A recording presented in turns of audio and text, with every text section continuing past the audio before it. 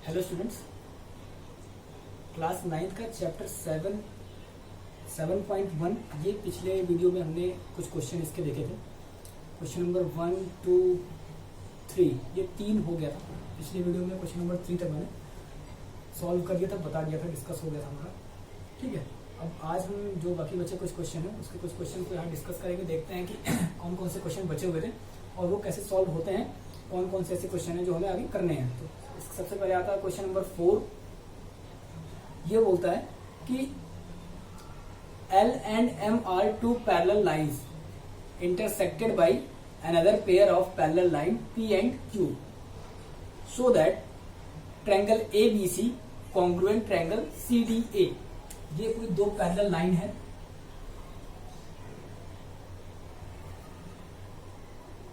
L और M है, LM। ये लाइन L है, ये लाइन M है। ठीक है, इसको कोई दो पैरेलल लाइन और कट कर रही है जिसका नाम P और Q है। एक ये हो सकती है, एक ये हो सकती है।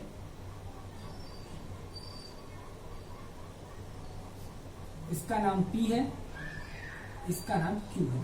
ठीक है, ये दो लाइन को इसको कट कर रही है। Pair of parallel lines P and Q, और ये एक ऐसी एक लाइन दी हुई है।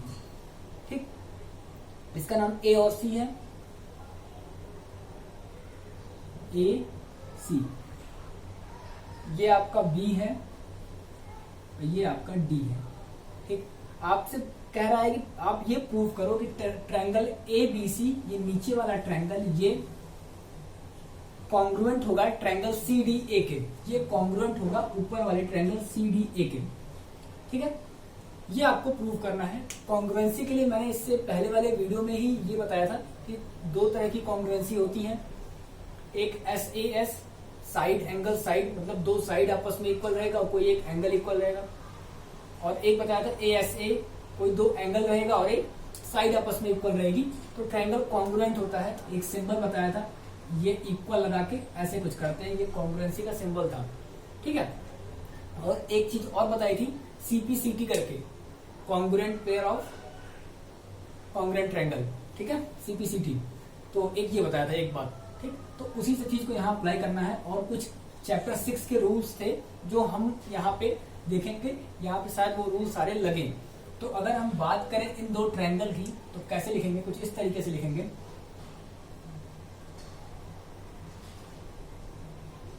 ये क्वेश्चन नंबर 4 है। ठीक है, 4 है ये।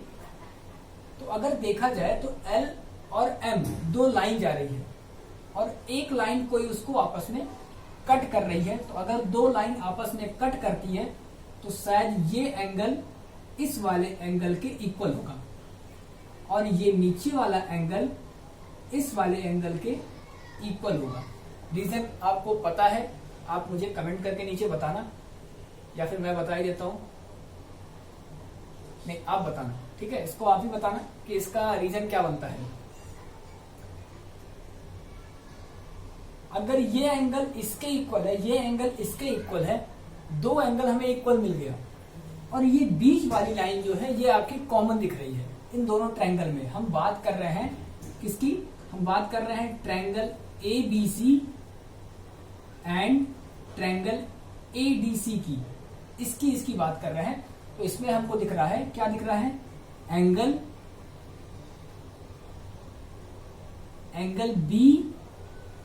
BAC is equal to angle BAC is equal to angle ACD। ठीक, BAC ये वाला। उधर दूसरी चीज दिख रही है, angle DAC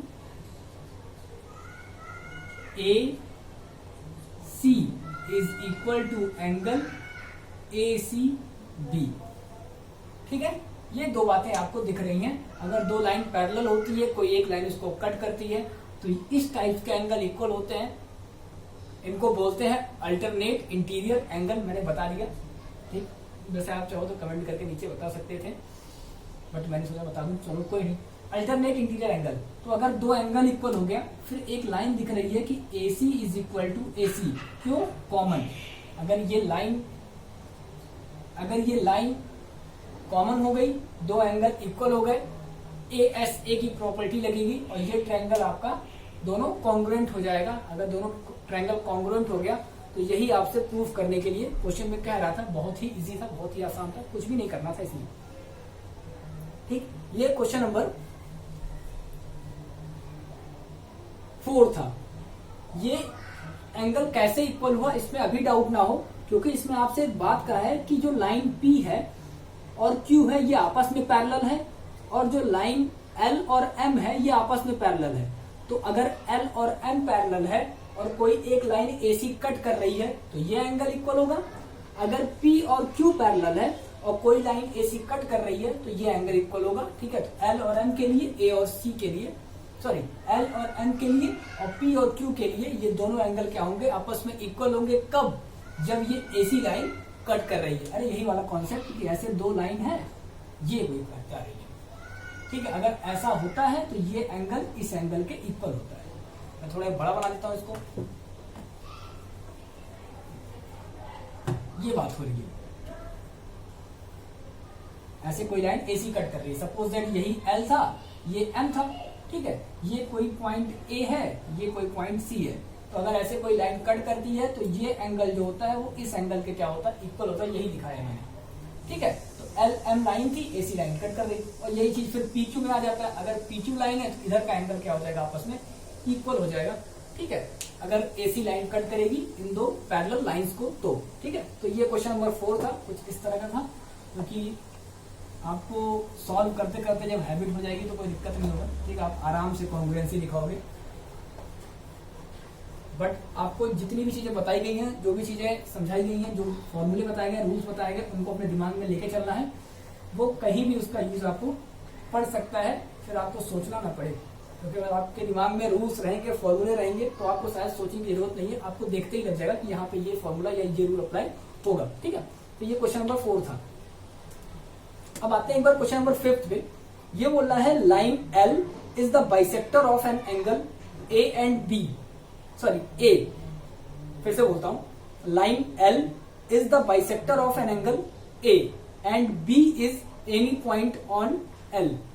BP and BQ are perpendicular from B to the arms of angle A। तो आपको इसमें दो चीज कह रहा है। पहला कॉन्ग्रुएंट प्रूफ करने के लिए कह रहा है, और दूसरा कह रहा है कि आप प्रूव करो कि BP is equal to BQ होगा। कुछ ये फिगर है। Question number 5।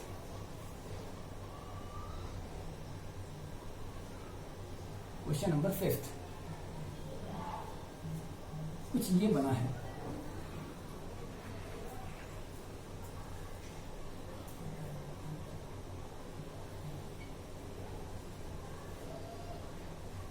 ठीक, और ये बोल रहा है कि ये इस पर परपेंडिकुलर है,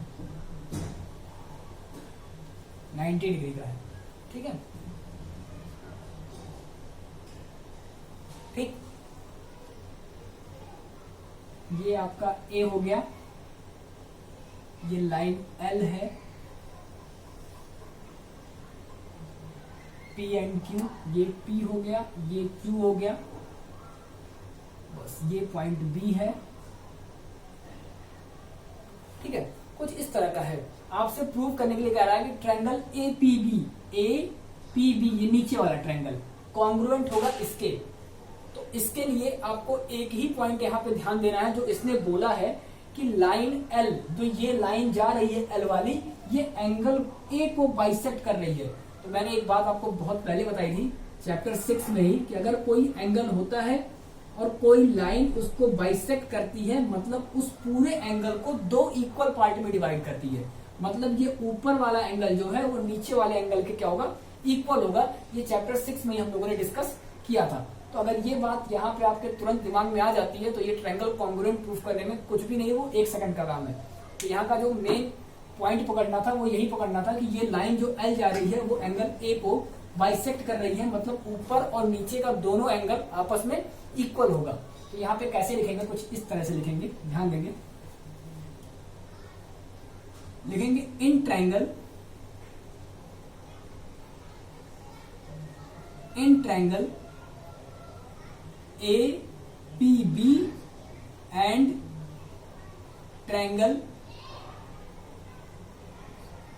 ए बी क्यू, इन दोनों ट्रायंगल में सबसे पहली बात angle Q A B is equal to angle B A P. Reason आपको पता है कि इस एंगल को ये लाइन बाइसेक्ट कर रही है, कट कर रही है, ठीक। दूसरी बात angle A Q B is equal to angle B P A. क्यों भाई? रीजन है 90 डिग्री, ये दोनों एंगल 90 डिग्री का परपेंडिकुलर है, ये आपका गिवन है, ठीक। तीसरी चीज A B is equal to A B, ये आपको कॉमन लाइन दिख रही है, तो तीन चीज मिल गया, दो एंगल एक side, means therefore triangle A P B congruent triangle A B Q. इसीलिए ये दोनों ट्रायंगल जो हुए ऊपर नीचे के, ये क्या हो गए? कॉन्ग्रुएंट हो गए। अब सेकंड पार्ट आपसे ये कह रहा है कि BP is equal to B Q. BP means ये line is equal to B Q, ये इस लाइन के इक्वल होगी। ये दोनों लाइन कहां आ रही है? दोनों लाइन इसी दोनों ट्रायंगल में ही आ रही है। तो अगर दोनों लाइन इस दोनों ट्रायंगल में आ रही है और ये दोनों ट्रायंगल आपस में कॉन्ग्रुएंट है, मीन्स देयरफॉर आपको कुछ नहीं करना है, डायरेक्ट लिखना है BP is equal to B Q, और एक सिंपल सा रीजन देना है सीपी सीटी का, कि अगर कोई ट्रायंगल कॉन्ग्रुएंट होता है तो उसके करस्पॉन्डिंग पार्ट्स जो होते हैं वो क्या होते हैं? इक्वल होते हैं। ये करस्पॉन्डिंग इसके, ये इसके, ठीक है। करस्पॉन्डिंग पार्ट्स जो भी हो, वो साइड्स हो सकता है, एंगल्स हो सकता है, वो आपस में इक्वल होता है, तो ये आपका इक्वल हो गया, ठीक है। ये आपको एक छोटी सी बात इसमें प्रूफ करने के लिए ये बोल रहे थे, जो कि बहुत ही आसान था। बस आपको यहाँ पे छोटी सी बात नोटिस करनी थी कि ये जो लाइन एल जा रही है, ये इस वाले एंगल को दो पार्ट में डिवाइड करेगी। दो पार्ट ना कहें, दो एंगल में डिवाइड करेगी, तो दोनों एंगल आपस में क्या होंगे? इक्वल होंगे। काम हो गया खत्म यहाँ पे, ठीक है। तो ये कुछ ये बोल रहे थे। क्वेश्चन नंबर 5 था ये, आई थिंक, यस 5 था।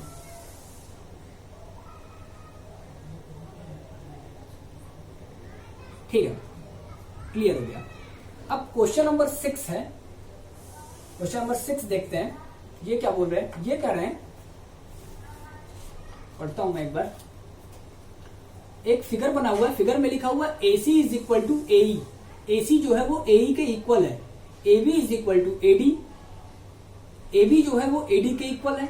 एंड एंगल BAD, जो BAD है, एंगल BAD, सही, ये इक्वल है एंगल EAC के, एंगल EAC के, ठीक है। तो आपको ये प्रूव करना है कि BC is equal to DE होगा। तो आपको प्रूव करना है BC is equal to DE होगा, ठीक है। चलो करते हैं, देखते हैं। हाँ ठीक है, करते हैं इसे।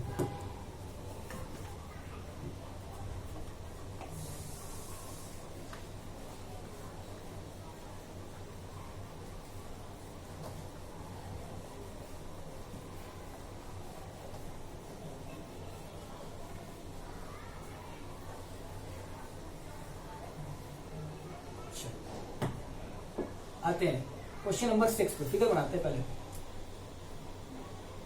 क्वेश्चन नंबर 6, फिगर कुछ ऐसा है।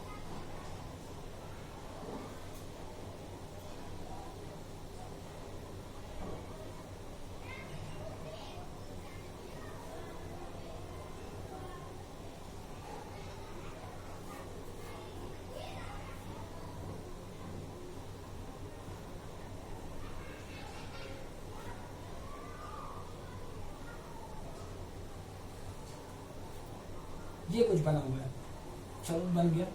टेढ़ा मेढ़ा जो बना है देखना भाई, बहुत अच्छा आर्टिस्ट नहीं हूँ, फिगर अच्छा बनता नहीं है इससे।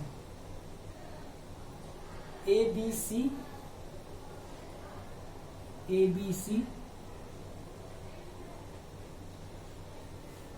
ठीक है, D और E, ये D है, ये ऊपर आपका E है, ये A है, ठीक है। गिवन है कि ये साइड जो है, एक मिनट में ध्यान देता हूं, AC is equal to AE, ये AC ये जो है वो AE के इक्वल है, इसके इक्वल है, ठीक है। दूसरा है AB is equal to AD, ये AB जो है ये लाइन ये AD के इक्वल है, AD बोले तो इसके इक्वल है, ठीक है, अच्छी बात है। AB is equal to AD, ठीक है। और एंगल BAD, एंगल BAD ये वाला जो एंगल है ये इसके इक्वल है, ठीक है। ये जो एंगल है ये इसके इक्वल है। हम सबसे पहले जो एक काम करेंगे वो ध्यान देना, क्या करने जाते हैं, यही मेन पॉइंट यहाँ पे जो आपको पकड़ना है, आपको उसको नोटिस करना है कैसे इसे करेंगे। देखो ध्यान से, यहाँ पे गिवन क्या है कि एंगल,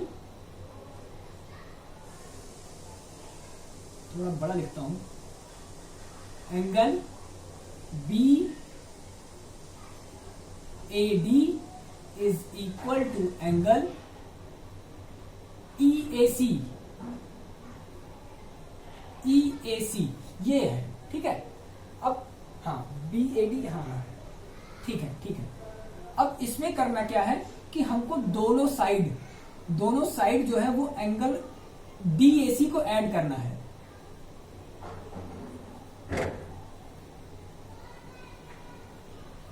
एंगल, या इसको लिखते नहीं है, स्पेस नहीं है, एंगल BAD यहां लिख लेना आप, गिवन BAD प्लस DAC, ये छोटे वाले एंगल को ऐड करना है। Angle DAC is equal to angle EAC plus angle DAC। अब ध्यान से एक बात को देखेंगे कि अगर BAD ये वाला एंगल और ये वाला एंगल अगर आपस में मिल जाए तो शायद ये वाला एंगल बन जाएगा, ठीक है। और इस एंगल का नाम क्या होगा, angle BAC is equal to, फिर ये वाला एंगल और ऊपर वाला एंगल बन गया तो ये वाला एंगल होगा एंगल DAE। क्लियर है? अगर ये बात क्लियर हो गई, अब हम बात करेंगे ट्रायंगल ABC की और ट्रायंगल ADE की। अगर ABC और ADE की बात की जाए तो आपको कुछ ऐसी प्रॉपर्टीज हों जो आपको साफ साफ इस पे इक्वल दिखेंगी। ऐसी कौन कौन सी बात है जो आपको इक्वल दिख रही है? तो आपको एक चीज साफ साफ दिखेगा कि ABC का AC जो लाइन है वो इक्वल है किसके?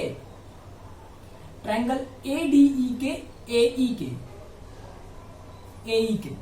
ये इक्वल है, ठीक। फिर आपको दिखेगा कि ABC इसका AB ये इक्वल है ADE के AD के, और इन दोनों का रीजन जो होगा वो वही होगा गिवन का। ये तो क्वेश्चन में दे ही रखा है आपको, गिवन, ठीक। और अभी हमने ऊपर प्रूव किया है इस ट्रायंगल का ये एंगल और इस ट्रायंगल का ये एंगल आपस में इक्वल है, ठीक है। तो यहां पे फिर लिखेंगे angle BAC is equal to angle DAE। यहां पे रीजन देंगे प्रूव अबव, ठीक है।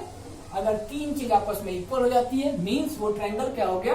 कॉन्ग्रुएंट ट्रायंगल हो गया, दो साइड एक angle, therefore triangle ABC congruent triangle ADE। अगर दो चीज आपस में इक्वल तो वो ट्रायंगल कॉन्ग्रुएंट, ठीक। अगर ट्रायंगल कॉन्ग्रुएंट, अब आपसे क्वेश्चन में क्या कह रहा था कि BC is equal to DE। आपको प्रूव करना है ये BC जो लाइन है नीचे वाली ये DE के इक्वल है, इस DE के इक्वल है। तो दो लाइन तो पहले से ट्रायंगल में इक्वल थी, ठीक है।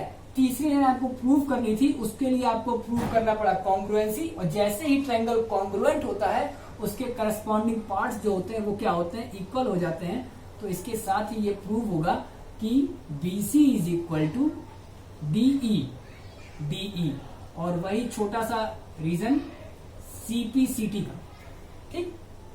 ये क्वेश्चन नंबर 6, छोटी सी बात ध्यान देनी थी, ये ऐड करके आपको एक ये बनाना था, ठीक है। एंगल इक्वल करना था और आप ट्रायंगल कॉन्ग्रुएंट प्रूव किए और CPCT से ये छोटा सा चीज प्रूव होके आपके सामने आ गया, ठीक है। तो अभी हमने क्वेश्चन नंबर 6 ये देखा, क्वेश्चन नंबर 4, 5, 6 3 क्वेश्चन डिस्कस किए। इस वीडियो में इतना आज के लिए बहुत है, ठीक है। अगले वीडियो में जो बाकी बचे क्वेश्चन है वो देखेंगे। आप कोशिश करना कि इसे एक बार होमवर्क करो, बहुत ही आसान है, बहुत ही इजी है। जैसे क्वेश्चन नंबर 6 है, मैं हिंट देता हूँ, क्वेश्चन नंबर 7 भी वैसे ही है, एग्जैक्ट वैसे ही करना है। कुछ पार्ट उसमें भी आपको ऐसे ऐड करके एंगल बनाने होंगे, तो आप कोशिश करना कि कर ले जाओ, ठीक है। अगर नहीं होता फिर अगले वीडियो में देखते हैं, इसे बताएंगे। कोशिश हमारी इतनी ही रहेगी कि आपको हर एक क्वेश्चन बताया जाए। आपके सिलेबस में जितने एक्सरसाइज में क्वेश्चन दिए हुए हैं मैक्सिमम आपको सॉल्व करके बताया जाए, दिखाया जाए, ठीक है। मेरे इस वीडियो बनाने का या फिर इस चैनल को चलाने का मतलब यही है कि ज्यादा से ज्यादा क्वेश्चंस आपको बता के समझा के आप तक पहुंचाया जाए, ठीक है। जिससे आपको कहीं प्रॉब्लम ना हो, आपके पास एक चीज पड़ी रहे कि हाँ हमें ये क्वेश्चन इस तरीके से, अगर कभी भी इन फ्यूचर आपको दिमाग में नहीं आता है तो आप शायद वीडियो से देख सकते हो। तो मेरा एक ही मकसद है इसको करने का कि आपके पास टोटल जितना भी डाउट्स है वो क्लियर हो जाए और जितनी भी चीज आपको जरूरत की चीजें चाहिए वो आपको मिल सके, वीडियो के माध्यम से या फिर चैनल के माध्यम से या फिर मेरे माध्यम से, जो भी है। तो मैं कोशिश यही करूंगा कि सारे क्वेश्चन आपको सॉल्व किए जाए। एक आध क्वेश्चन आप भी होमवर्क कर सकते हो, ट्राई कर सकते हो खुद के लिए, क्योंकि शायद वो आपके प्रैक्टिस के लिए अच्छा होगा और थोड़ा बहुत आपका दिमाग भी उससे सही होगा। तो अभी इतना ही, इस वीडियो में 3 ही क्वेश्चन, अगले वीडियो में फिर डिस्कस करेंगे आगे की चीजें, ठीक है। Okay, thank you.